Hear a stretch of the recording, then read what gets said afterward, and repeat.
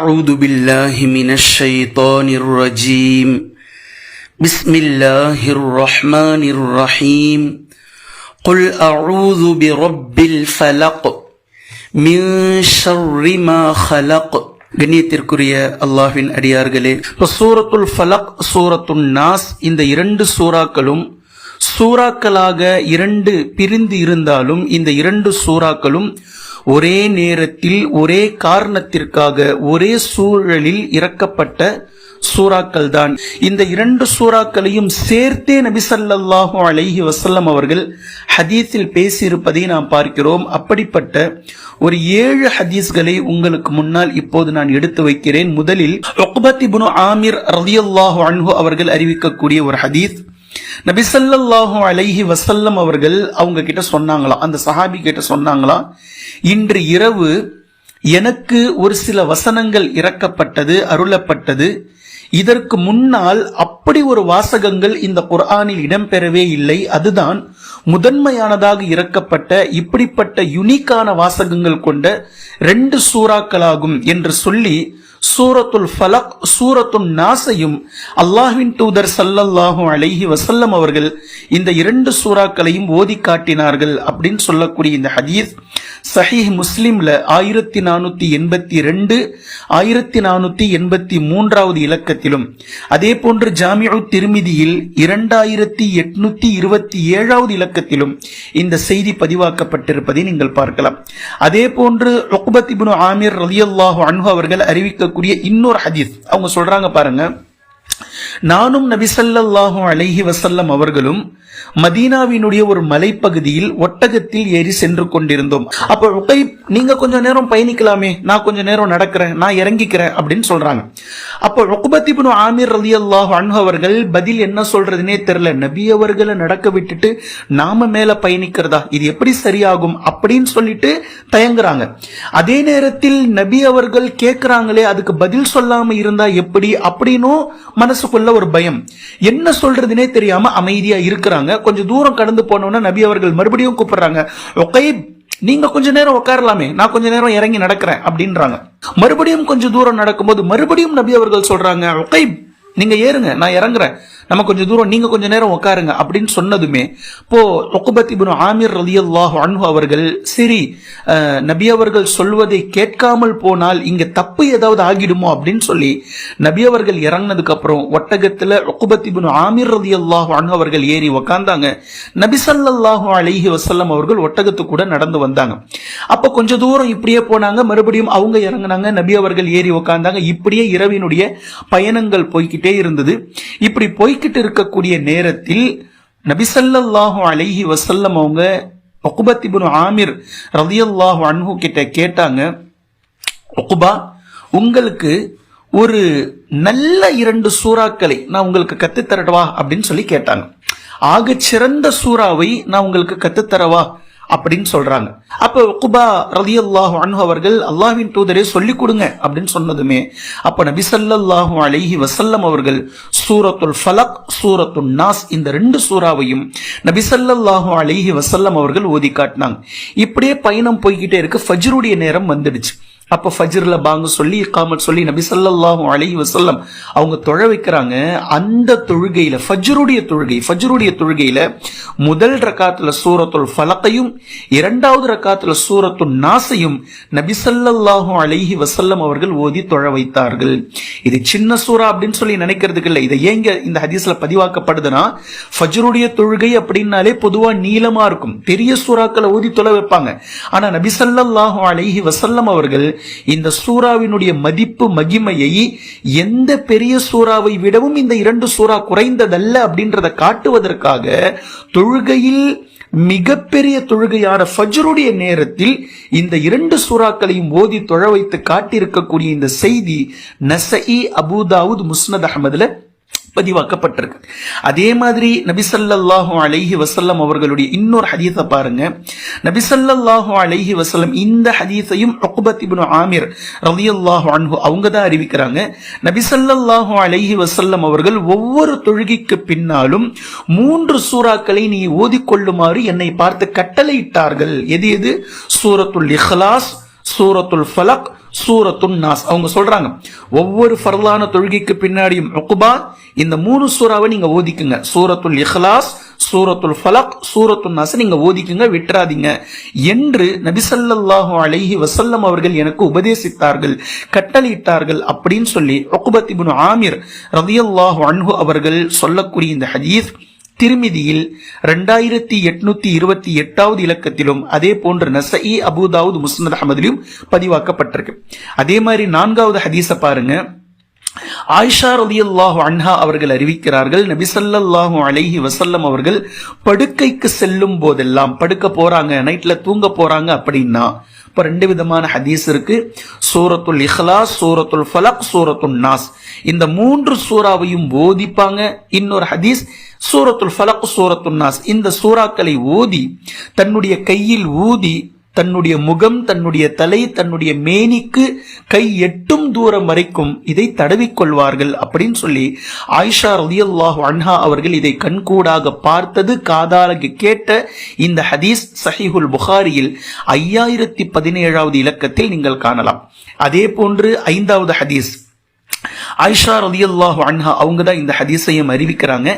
நபி ஸல்லல்லாஹு அலைஹி வஸல்லம் அவர்கள் எப்போல்லாம் அவங்களுக்கு உடல்நிலை சரியில்லாமல் போகுதோ, நபி அவர்களுக்கு எப்பெல்லாம் உடம்புல பலவீனங்கள் ஏற்படுதோ, எப்பெல்லாம் நோய்வாய் நபி அவர்கள் படுறாங்களோ அப்போதெல்லாம் இந்த 2 சூறாக்களை சூரத்துல் ஃபலக், சூரத்துன் நாஸை நபி ஸல்லல்லாஹு அலைஹி வஸல்லம் அவர்கள் ஓதி ஊதி கொள்வார்கள். அதே மாதிரி நபி ஸல்லல்லாஹு அலைஹி வஸல்லம் அவர்கள் எப்போதெல்லாம் நோய்வாய் படுகிறார்களோ அப்போதெல்லாம் நான் அவர்களுக்கு இந்த சூறாவை ஓதி ஊதுவேன். நபி அவர்களுடைய கைகளிலேயே ஓதி ஊதி அவர்களுடைய முகத்திலும் அவர்களுடைய மேனியிலும் அவங்களுடைய கையை பிடிச்சியே நான் தேய்ச்சி விடுவேன், தடவி விடுவேன். நபி ஸல்லல்லாஹு அலைஹி வஸல்லம் அவர்கள் மௌத்தாவதுக்கு முன்னாடி அந்த கடைசி நேரத்தில் கூட ஆயிஷா ரலியல்லாஹு அன்ஹா இதெல்லாம் அறிவிக்கிறாங்க.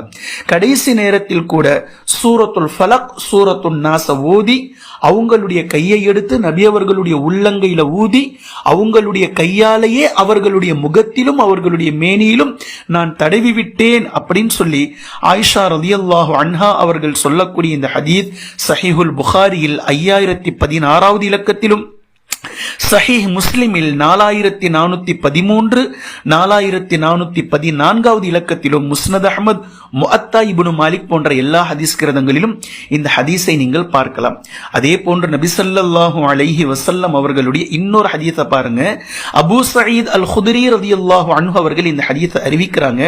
நபி ஸல்லல்லாஹு அலைஹி வஸல்லம் அவர்கள் மனிதர்களுடைய கண்ணேறு, ஜின்களுடைய கண்ணேறு நல்லா விளங்கிக்கணும்.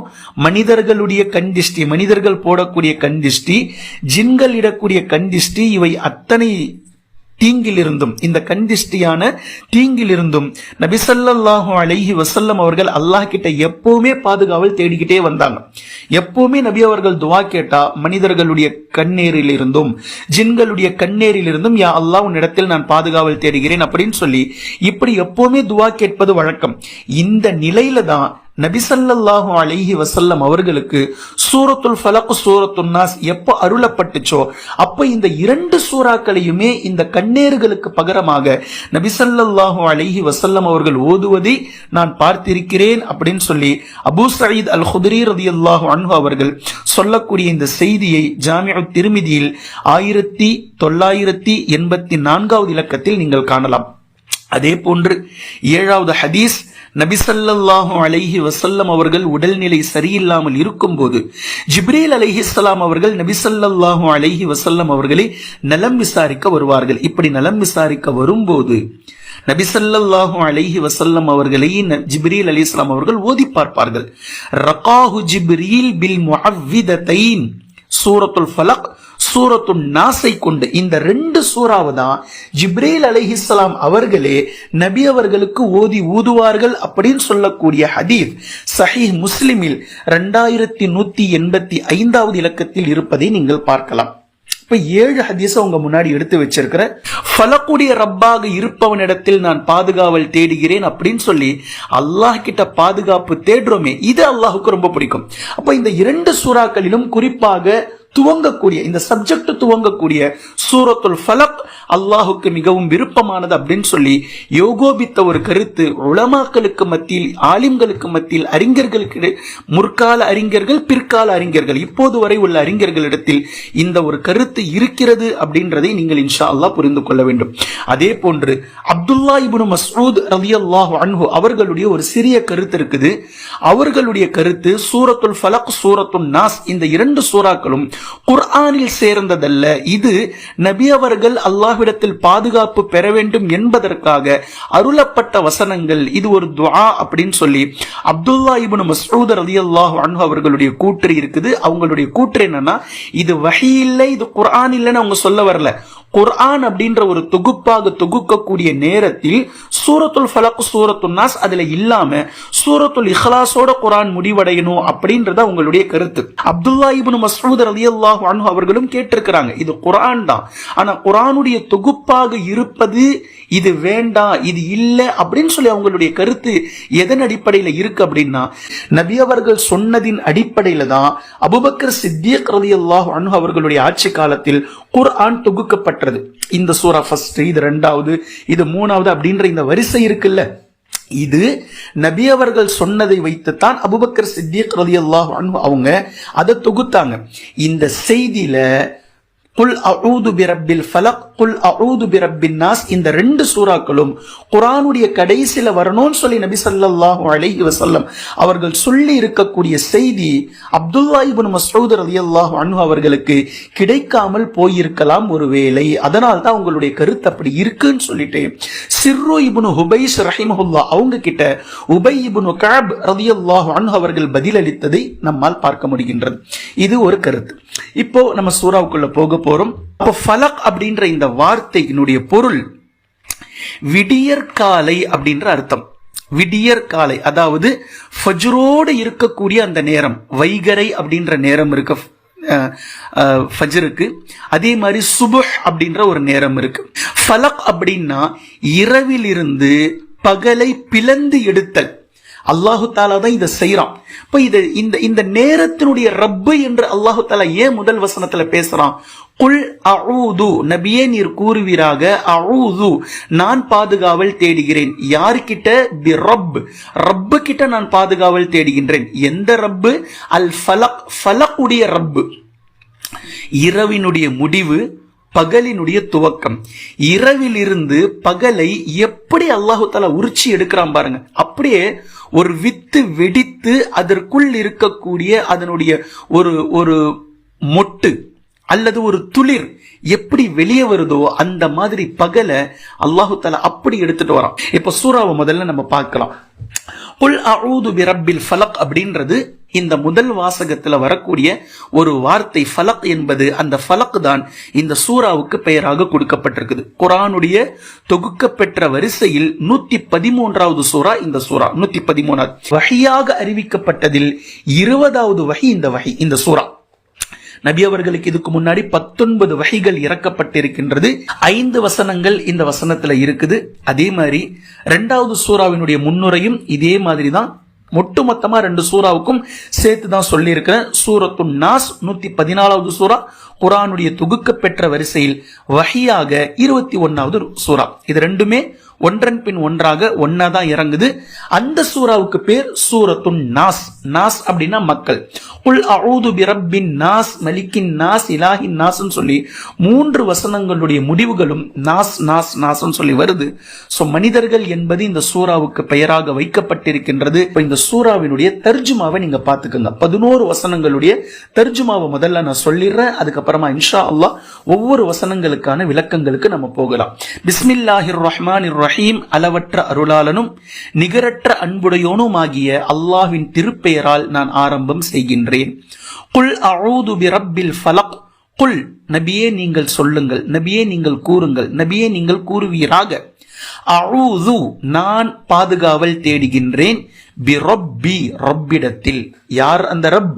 அல் ஃபலக், ஃபலக்குடைய ரப்பாக எவன் இருக்கின்றானோ. ஃபலக்னா விடியற்காலை, அதிகாலை. அதிகாலையினுடைய ரப்பிடத்தில் நான் பாதுகாவல் தேடுகிறேன். வைகரையின் ரப்பிடத்தில் நான் பாதுகாவல் தேடுகிறேன். ஃபஜ்ருடைய ரப்பாக எவன் இருக்கின்றானோ, சுபஹுடைய ரப்பாக எவன் இருக்கிறானோ அவனிடத்தில் நான் பாதுகாவல் தேடுகிறேன். மின் ஷர்ரி மா ஹலக், எதிலிருந்து பாதுகாவல் தேடுகிறேன்? இப்ப சப்ஜெக்டுக்குள்ள போறோம். விடியற் காலையினுடைய ரப்பாக எவன் இருக்கிறானோ அவனிடத்தில் பாதுகாவல் தேடுகின்றேன். இப்ப 2வது வசனம் எதில் இருந்து? மின் ஷர்ரி மா ஹலக், அவன் படைத்தவற்றின் மூலம் ஏற்படக்கூடிய தீங்கில் இருந்து நான் பாதுகாவல் தேடுகின்றேன். மின் ஷர்ரி மா ஹலக், அவன் படைத்தவற்றின் தீங்கிலிருந்து, படைத்தவற்றின் மூலம் ஏற்படக்கூடிய தீங்கிலிருந்து நான் பாதுகாவல் தேடுகின்றேன். ஒமின் ஷர்ரி காசிகின் இதா வகப், அதே மாதிரி இருள் படர்கின்ற இரவின் தீங்கிலிருந்தும் நான் பாதுகாவல் தேடுகின்றேன். பகல் முடியும் போது இரவு அதே மாதிரி தான் வரும். எப்படி இப்ப இவ்வளவு நேரம் பகல்ல, இரவிலிருந்து பகல் எப்படி வருதுன்னு சொல்லி நம்ம சொன்னோமோ இதே மாதிரிதான் பகலை இரவு மூடும். அப்ப அது போர்வை மாதிரி.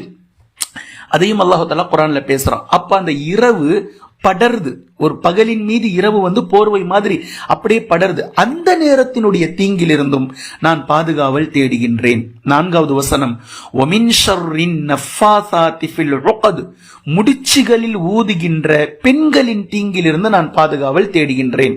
ஒமின் ஷர்ரி ஹாசிதின் இதா ஹசத், பொறாமை கொள்கின்ற பொறாமைக்காரனின் தீங்கிலிருந்தும் நான் பாதுகாவல் தேடுகின்றேன். இது சூரத்துல் ஃபலக்குடைய 5 வசனங்கள்.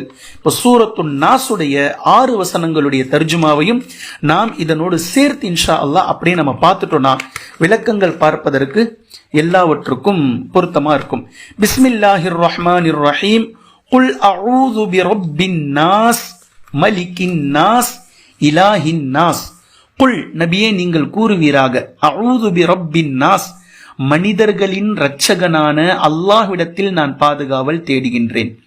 மேலும் அவன் எப்படிப்பட்டவன்? மலிக்கின் நாஸ், மலிக்கின் நாஸ், மனிதர்களின் அரசன் அவன். இலாஹின் நாஸ், மேலும் அவன் எப்படிப்பட்டவன்? மனிதர்களின் இறைவன். இப்ப 3 வசனத்தையும் அப்படியே சேர்த்து நம்ம அர்த்தம் வைக்கிறோம் பாருங்க. நபியே நீங்கள் கூறுவீராக, மனிதர்களின் இறைவனான, மனிதர்களின் அரசனான, மனிதர்களின் ரப்பான அல்லாஹ்விடத்தில் நான் பாதுகாவல் தேடுகின்றேன். பின்னாடியிலிருந்து அப்படியே அர்த்தம் வச்சா மொத்தமா கிளீனா வந்துடும். மின் ஷர்ரில் வஸ்வாசில் ஹன்னாஸ், மின் ஷர்ரில் வஸ்வாசில் ஹன்னாஸ், மறைந்திருந்து தடுமாற்றத்தை ஏற்படுத்துபவனின் தீங்கிலிருந்து நான் பாதுகாவல் தேடுகின்றேன். மறைந்திருந்து, ஹன்னாஸ் அப்படின்னு சொல்லி சொன்னாக்கா தீங்கு மறைஞ்சிருந்து ஏற்படுத்துறவன். ஹன்னாஸ்னா மறைந்திருந்து ஏற்படுத்துபவன். வஸ்வாஸ் அப்படின்னா தடுமாற்றம், அதான் வஸ்வசான்னு நம்ம சொல்றோம்ல, வஸ்வசா. ஹன்னாஸ் அப்படின்னா மறைந்திருந்து, வஸ்வாஸ்னா தடுமாற்றம். மறைந்திருந்து தடுமாற்றத்தை ஏற்படுத்துபவனின் தீங்கிலிருந்து நான் பாதுகாவல் தேடுகின்றேன். இது 4வது வசனம். 5 அல்லதி யுவஸ்விசு ஃபீ சுதூரின் நாஸ், அவன் மனிதர்களின் நெஞ்சங்களில் தடுமாற்றத்தை உண்டு பண்ணுகின்றான். இப்போ 4வது வசனத்துல அல்லாஹு தாலா மறைந்திருந்து தடுமாற்றத்தை ஏற்படுத்துறான் அப்படின்னு பொதுவா சொன்னா, 5வது வசனத்துல 4வது வசனத்துக்கான டாரிஃபா அல்லாஹு தாலா சொல்றான். எங்க மறைஞ்சிருந்து எங்க தடுமாற்றத்தை அவன் ஏற்படுத்துறான் அப்படின்னா, மனிதர்களுடைய நெஞ்சங்களிலே தடுமாற்றத்தை ஏற்படுத்துகின்றான் அவன். யார் அவன்? ஷைத்தான். இந்த ஷைத்தான்கள் எங்கெங்க இருக்கிறாங்க அத அல்லாஹு தஆலா கிளியர் பண்றான். மினல் ஜின்னதி வன் நாஸ், இந்த தடுமாற்றத்தை ஏற்படுத்தக்கூடிய ஷைத்தான் இருக்கிறானே இவன், மினல் ஜின்னதி வன் நாஸ், ஜின்களிலும் அவன் இருக்கின்றான், வன் நாஸ், மனிதர்களிலும் அவன் இருக்கிறான். சோ இந்த கெட்டவர்கள் ஜின்களிலும் இருக்கிறார்கள், மனிதர்களிலும் இருக்கிறார்கள். அல்லாஹு தஆலா நம்மளை பாதுகாக்கணும், அவங்க கிட்ட இருந்து நம்மளையும் பாதுகாக்கணும். இப்படிப்பட்ட பட்டியலில் நம்மள அல்லாஹ் தஆலா சேர்த்துடக்கூடாது, அதிலிருந்தும் நம்ம பாதுகாப்பு பெறணும். சோ இப்ப நம்ம தர்ஜுமாவை பார்த்திருக்கிறோம் 11 வசனங்களுக்கு. இந்த 2 சூறாக்களுடைய சிறப்பை 7 ஹதீஸ்களை கொண்டு பார்த்திருக்கிறோம். அப்துல்லா இப்னு மஸ்ஊத் ரலியல்லாஹு அன்ஹு அவங்களுடைய கருத்தை நம்ம பார்த்திருக்கிறோம். அதே மாதிரி அல்லாஹுக்கு ரொம்ப விருப்பமான சூரா அப்படின்ற இந்த ஒரு கருத்தையும் பார்த்திருக்கிறோம். இந்த சூறாவினுடைய துவக்கத்தையும் தர்ஜுமாவையும் பார்த்து முடிச்சிருக்கிறோம் இன்ஷா அல்லாஹ். இதை நீங்க நல்லா நோட் பண்ணிக்கோங்க. இப்ப இந்த சூறாக்கள் கொடுக்கக்கூடிய விளக்கங்களை உங்களுடைய எண்ணங்களிலே ஏற்பட்டிருக்கக்கூடிய சந்தேகங்களை இன்ஷா அல்லாஹ் ஒவ்வொன்றாக நம்ம பார்க்கலாம். குர்ஆனையும் ஹதீஸையும் தெளிவாக விளங்கக்கூடிய நன்மக்களாகவும் அதை நடைமுறைப்படுத்தக்கூடிய மக்களாகவும் அல்லாஹ் நம்மை ஆக்குவானாக. சுப்ஹானக அல்லாஹும்ம பிஹம்திக அஷ்ஹது அல்லா இலாஹ இல்லா அன்த அஸ்தக்ஃபிருக வ அதூபு இலைக்.